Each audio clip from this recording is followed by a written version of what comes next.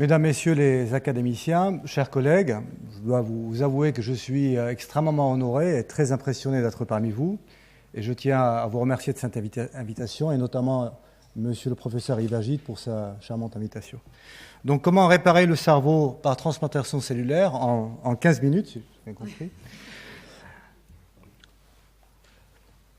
La réparation du cerveau peut être envisagée de 4 manières, par thérapie génique. Rassurez-vous, c'est 20 minutes. 20. Vous avez ni plus ni moins que... C'est bon, j'ai gagné 5 minutes, on est parfait. Merci. La réparation du cerveau peut être envisagée de 4 manières, par thérapie génique, en forçant les cellules restantes à produire le neurotransmetteur qui manque suite à la dégénérescence dont a parlé M. Agide, par la neuroprolifération, à savoir qu'on va forcer le cerveau à augmenter la prolifération de ces cellules à travers les cellules souches endogènes, dont on vient de parler aussi, donc c'était une excellente introduction. Par la procédure de neuroprotection, on va essayer de protéger les neurones restants contre la dégénérescence en freinant cette dégénérescence du mieux qu'on peut et retarder donc cette mort cellulaire, ou par la thérapie cellulaire. Bien entendu, je vais me concentrer sur ce dernier point. Donc, au sein de l'unité INSERM que je dirige, à l'Université de Poitiers, l'équipe dirigée par Afsane Gaillard travaille justement sur cette thérapie cellulaire et en l'abordant de 3 manières qu'on vient de rappeler rapidement. Donc, la première, c'est celle qui va me prendre le plus de temps, comment on va restaurer les circuits endommagés par la greffe de cellules. La deuxième, on n'aura pas le temps de la voir, mais je vous la livre ici, je vous flash, comme on dit, les images, comment on va forcer le cerveau à s'auto-réparer à partir de ses propres cellules souches endogènes. Donc on part d'une lésion, ici au niveau du cortex, et on va injecter des produits, entre guillemets, au niveau de la zone sous-ventriculaire, qui est une zone très riche en cellules souches, et on va forcer ces cellules souches à se différencier et à aller réparer la zone qui a été lésée. Et enfin, par l'approche de neuroprotection, en prenant ici un exemple de la maladie de Parkinson, qui, comme vous le savez, est une pathologie progressive. Et au cours de cette progression, on va injecter des facteurs neuroprotecteurs pour freiner la progression de la maladie. Donc tout ceci est abordé dans mon laboratoire par des approches, comme on dit dans notre jargon, de culture cellulaire, de modèles animaux et d'études fonctionnelles, que ce soit par le comportement ou l'électrophysiologie, mais aussi le guidage axonal pour déterminer les molécules qui sont impliquées dans la repousse axonale. Alors, je suis gêné de montrer des diapositives sur la maladie de Parkinson en présence du professeur Yves Agide ou du professeur Biolac, mais je tiens à rappeler que la maladie de Parkinson est due, entre autres, mais non pas exclusivement, à la dégénérescence d'un petit noyau ici, qu'on appelle la substance noire. Vous avez à gauche un cerveau normal, si la normalité existe, et à droite un cerveau dit de patient parkinsonien. Et la dégénérescence ici de ces neurones à dopamine va complètement perturber, on ne va pas entrer dans le détail, va complètement perturber ce qu'on appelle les ganglions de la base pour aboutir in fine à une mauvaise transmission d'informations vers leur cortex cérébral qui, comme on vient de le voir, va donner l'ordre pour les mouvements plus ou moins complexes. Donc au centre de tout ça, vous avez la synapse à dopamine à droite, qui est en cause, si je puis dire, dans la maladie de Parkinson. Je parle de ça parce que c'est l'exemple qu'on va prendre tout à l'heure pour la thérapie cellulaire, avec notamment la L-Dopa, ici, un précurseur de la dopamine, qui est administré en premier lieu dans cette pathologie, ou bien les récepteurs à dopamine au niveau postsynaptique, qui vont être la cible d'agonistes dopaminergiques qui vont mimer la dopamine. Bon, tout ceci est bien sympathique, mais le problème, c'est que la transmission dopaminergique n'est pas une pompe, et donc, il faut que la production soit à bon escient, ce que n'arrive pas à produire le traitement pharmacologique. Donc, il y a 4 stratégies thérapeutiques, pour schématiser, bien entendu. Les traitements pharmacologiques qu'on vient de voir à travers l'L-Dopa ou les agonistes à dopamine. Les traitements neurochirurgicaux, dont je vais vous dire 2 mots là-dessus. La thérapie génique que je n'aborderai pas, et la thérapie cellulaire. Et pour s'arrêter un peu sur ce que vous connaissez tous, qui est la stimulation cérébrale profonde, et le professeur Biolac qui est parmi nous, je sais que c'est une procédure qui est chère à son laboratoire. Et donc, la question, c'est que vous avez ici un réseau, que je ne détaillerai pas, c'est un réseau de ganglions de la base, avec 2 voies d'entrée à travers le cortex cérébral, une voie de neuromodulation à travers la substance noire, et vous avez tout un réseau qui va remonter jusqu'au cortex pour intégrer l'information. Et donc, avec la destruction des neurones à dopamine de la substance noire ici, vous allez désorganiser tout ce réseau, avec ici, à ce niveau-là, le noyau sous-thalamique qui va être très stimulé, et du fait des jeux d'inhibition et de stimulation successives, l'information, justement, vers le cortex n'aboutira pas. D'où l'intérêt, ici, de la stimulation du noyau sous-thalamique par la stimulation cérébrale profonde. Mais comme vous le voyez, si on raisonne, je sais que ce n'est pas tout à fait le cas, mais si on raisonne en termes de circuit électrique, on va shunter un circuit qui est dysfonctionnel pour essayer de rétablir une transmission normale. Mais ce faisant, nous ne rétablissons pas les circuits physiologiques. On ne fait que compenser un problème de stimulation ou d'inhibition en tapant, si je puis dire, ici, mais ça rétablit une stimulation du cortex relativement normale, mais ça ne rétablit pas un fonctionnement physiologique tout à fait normal. Donc la thérapie cellulaire, elle est beaucoup plus complexe, elle est très peu utilisée, et on comprend très bien pourquoi elle est très peu utilisée. Les procédures sont longues, et selon la loi de Murphy, tout ce qui peut mal se passer pendant toutes ces longues procédures va mal se passer. Il faut prélever des embryons, il faut les transporter, disséquer, dans le cas de la maladie de Parkinson, le mésencéphale ventral, dissocier les cellules et les transplanter par stéréotaxie aux patients qui souffrent de la maladie de Parkinson. Donc ce sont des procédures qui sont extrêmement complexes, et vous comprenez très aisément, mesdames, messieurs, qu'il y a des nombreux freins à cette procédure, des freins éthiques évidents, des freins logistiques, des freins techniques et des freins, je dirais, dogmatiques qu'on va voir tout de suite. Donc si on reprend la maladie de Parkinson avec ce noyau qui dégénère ici, qui est la substance noire, avec sa projection qui disparaît et la désorganisation des structures des ganglions de la base, ce qui est surprenant de constater quand on est enseignant, ce que je suis, ce que j'enseigne à l'université, c'est quand j'enseigne à mes étudiants que les techniques de transplantation sont pratiquées au niveau de la cible, à savoir le putamen ici, et non pas au niveau de la région lésée. Et bien entendu, tous mes étudiants me disent « mais pourquoi la transplantation a lieu au niveau de la cible et non pas au niveau de la zone qui est préalablement lésée ?»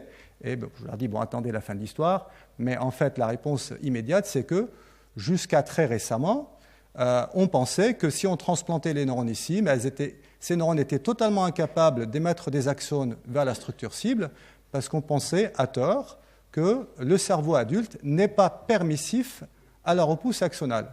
Pourquoi ? Parce qu'on pense que la repousse axonale n'a lieu que pendant le développement, et qu'un cerveau adulte n'est plus en développement. Les molécules de guidage axonal, les molécules de différenciation, les molécules qui vont pousser les neurones à aller dans un sens, ces molécules n'existent plus parce qu'ils n'ont plus lieu d'être, puisque le cerveau a fini de pousser, et que si on transplantait très loin, les axones ne vont pas pousser, donc on va se retrouver avec des neurones ici qui ne feront rien d'autre que rester sur place sans émettre des axones. Et c'est pour ça qu'on transplante au niveau des structures cibles. L'histoire est un peu plus compliquée que ça. Alors, on a essayé de transplanter, plusieurs essais ont été faits pour transplanter au niveau de la substance noire, avec des résultats extrêmement mitigés. Donc, néanmoins, plusieurs patients dans le monde ont subi, y compris en France, des transplantations cellulaires au niveau de la structure cible, donc la structure striatale. Bon, ça, c'est une image de mes collègues et amis d'Orsay en imagerie. Donc, vous avez un patient ici, à l'origine, un patient atteint de maladie de Parkinson, qui a subi une transplantation. Et vous voyez ici, par imagerie, les taches rouges qui montrent que les transplants au niveau du noyau codé, de la cible, est capable de produire la dopamine avec une amélioration relative des comportements moteurs. Cette image est issue de collègues qui ont publié ça dans Nature Medicine il y a 3 ou 4 ans, qui montrent une dizaine de sujets. Ici, c'est le sujet 4, 5 et 6 en post-mortem. Je ne vais pas rentrer dans les détails de cette image un peu fouillie, mais vous voyez bien qu'il y a des neurones qui ont été transplantés au niveau du putamen, et ces neurones expriment bien le phénotype de neurones dopaminergiques qui est la tyrosine hydroxylase sur ces schémas. Et vous avez ici le greffon, qu'on peut très bien distinguer des cellules de l'autre, parce que les greffons synthétisent la tyrosine hydroxylase, donc une enzyme clé dans la synthèse de dopamine, alors que l'autre ne l'exprime pas, tout simplement parce qu'on est dans le striatum, la structure cible, et qu'il n'y a pas de neurones à dopamine dans la structure cible. Alors, ces résultats qui sont encourageants ont été contestés dans la même revue par 2 autres publications qui montrent qu'il y a une transfection de la pathologie des neurones de l'hôte vers les neurones greffés, mais je n'aurai pas le temps de rentrer dans ce détail-là. Alors, qu'est-ce qui se passe pour résumer ? Les thérapies actuelles, qu'elles soient pharmacologiques, neurochirurgicales, ou même les transplantations cellulaires ne rétablissent pas les boucles physiologiques qu'on vient de voir.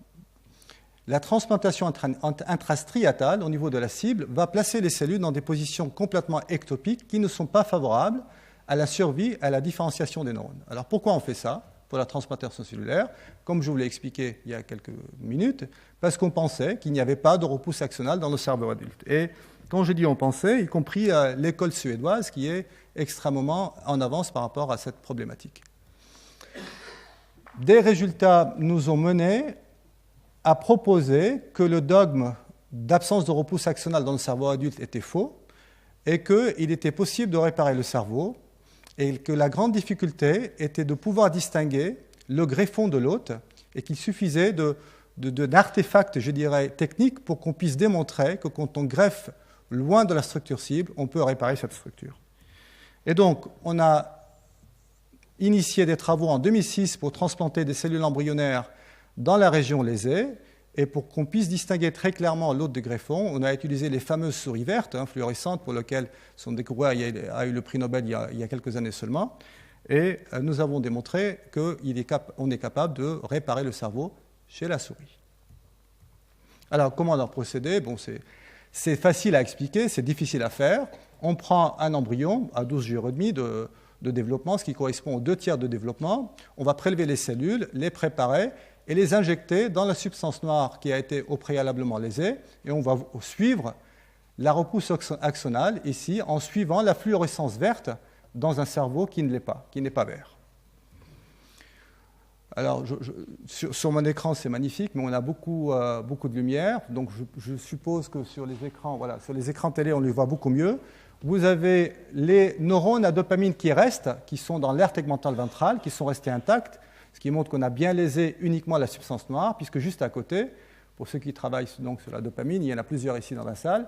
Donc, vous voyez bien qu'il n'y a pas du tout de neurones de la substance noire compacte. Et ça, c'est notre transplant complètement fluorescent qu'on a réussi à placer juste au niveau du mésencéphale ventral. Et quelques jours seulement après la transplantation, on peut voir déjà les axones quitter le transplant et allant chercher leur cible. Voilà un très bel axone qui est fluorescent vert, qui exprime déjà la dopamine alors que la cible n'a pas été atteinte et qui est en train de chercher sa cible. Alors 9 jours seulement après la transplantation, on a les axones du transplant donc, qui vont atteindre la cible striatale.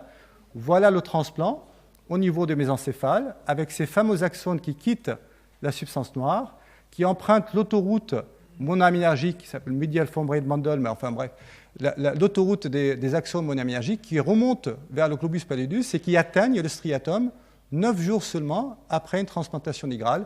Et ce résultat-là a été une première mondiale. 2 mois après la transplantation, les neurones que nous avons transplantés, qui sont vertes, puisqu'ils sont issus de souris vertes, expriment la tyrosine hydroxylase. Ces neurones-là sont plus ou moins de 25% en quantité par rapport aux neurones dans un cerveau non lésé, sont capables de produire au niveau du striatum, là où les axones atterrissent, plus de 35% de dopamine, mais avec seulement 25% de neurones par rapport à la normale et seulement 35% de dopamine, on rétablit ici un comportement tout à fait normal, puisque les souris lésées, ici en bleu, ont un comportement anormal de rotation, puisqu'on les a lésées d'un seul côté, et donc quand on va greffer, elles ne vont plus tourner. J'explique ça aux étudiants en leur disant quand vous êtes dans une barque et que vous avancez avec les 2 bras, vous allez tout droit, donc c'est l'activité motrice normale, si je puis dire, mais si vous avancez avec un seul bras, c'est ce qu'on fait tous quand on fait un peu de canoë, on va tourner, et c'est ce qu'on fait avec la souris, on va léser d'un seul côté, donc on va faire des hémiparkinsoniens, et les souris vont tourner, puisque un côté est intact et l'autre côté est tout à fait lésé. Bon, les souris hémiparkinsoniennes tournent beaucoup, mais quand on les transplante avec nos cellules, 25% seulement sont capables de rétablir un comportement moteur normal. Alors on est en train, bien entendu, de faire maintenant de la motricité beaucoup plus fine, parce que les neurones à dopamine ne font pas que de la motricité normale, on vient de l'entendre avec le professeur Agid. Alors, est-ce que les sources de neurones à dopamine est importante? Parce que là, on a prélevé des neurones de mésencéphale ventral pour transplanter dans le mésencéphale ventral.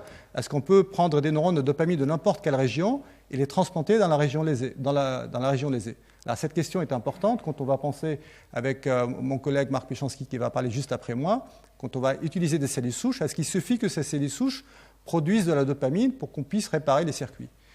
Si je pose la question, c'est que la réponse est non. Ici, vous avez des neurones à dopamine du tubercule olfactif, du bulbe olfactif qu'on a transplanté dans la substance noire. Et ce sont des neurones normalement à très petits axones. Et on va voir que quand on transplante des neurones à dopamine d'une région qui n'est pas la substance noire, on ne rétablit pas les connexions. Et pour qu'on puisse rétablir les connexions, il faut transplanter des neurones à dopamine de mésencéphale dans le mésencéphale. Est-ce que c'est une conclusion universelle? La réponse est oui. On a fait des transplantations, cette fois-ci intracorticales. On a lésé le cortex moteur et on a rétabli les connexions jusqu'à la moelle épinière. Donc ça, c'est notre transplant dans le cortex lésé qui est vert, fluorescent. Et voilà la touffe de cheveux, si je peux dire, les axones qui commencent à sortir du transplant et qui expriment ici un facteur de différenciation qui est le DCX. Bref, et on voit de très belles photos d'axones quelques jours seulement après la transplantation qui sortent de ce cortex moteur pour le réparer. Donc 2 mois après la transplantation, là, pour la maladie de Parkinson, c'était substance noire qui projette vers le striatum. Là, c'est beaucoup plus complexe. On est dans le cortex moteur et on a montré que quand on transplante dans le cortex moteur, on a des projections corticales, sous-corticales, la capsule interne, le thalamus et on arrive jusqu'à la moelle épinière. Donc extrêmement long par rapport même à la taille du cerveau de souris. Et là aussi, c'était une première mondiale de reconstruction à longue distance suite à une lésion.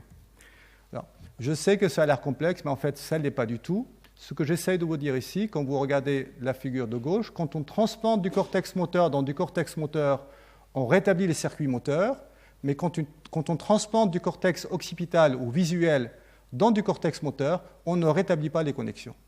Et donc, il ne suffit pas d'avoir des neurones à dopamine pour réparer les circuits. Il faut des neurones à dopamine de mésencéphale ventrale.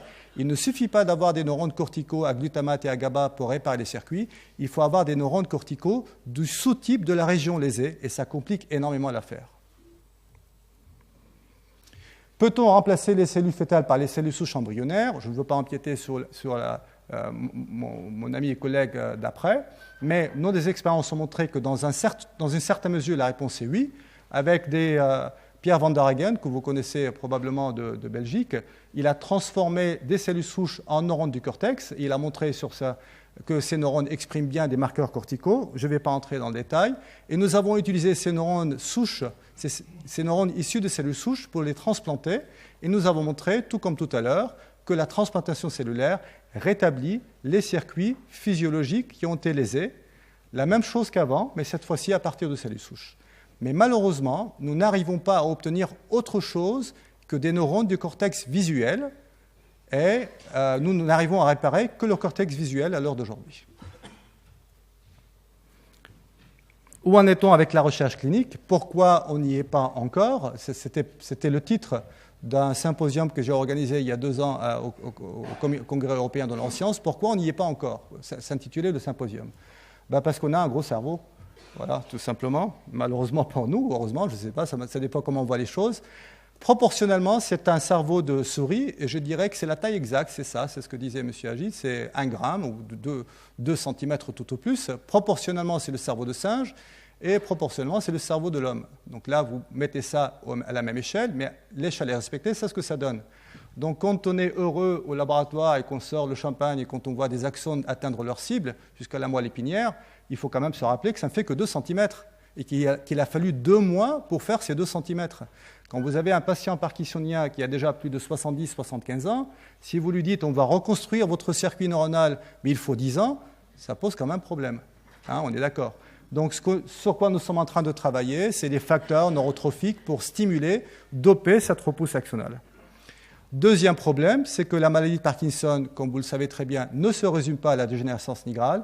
D'autres structures du cerveau dégénèrent, des structures périphériques dégénèrent, notamment au niveau de l'intestin. Une transplantation cellulaire ne rétablira pas toute cette dégénérescence qui progresse. Alors je ne résiste pas au plaisir de vous montrer ce très joli cœur que nous avons obtenu par hasard, ce n'était pas le but, hein. C'est notre transplant qui s'est mis en forme de cœur au niveau du cortex qui a été lésé. C'est une étudiante en thèse qui a produit ça il y a quelques semaines et c'est une photo qui a été reproduite par l'INSERM sur sa page Facebook. Donc voilà, pour nous, c'était plus important que de publier dans Nature. En tout cas, ça a fait très plaisir à l'étudiante. Et ça, c'est une très belle photo de la couverture de Trends in Neuroscience qu'a faite par rapport à nos travaux. C'est une photo, vous l'avez compris, qui a mimé un neurone avec les circuits qui sont complètement reconstruits à partir de fils. On a trouvé que c'était une très belle photo. Et donc tous ces travaux ont été faits dans l'équipe d'Afsane et Gaillard. Et je remercie bien entendu les fondations, associations qui nous ont soutenus. Merci, messieurs, dames.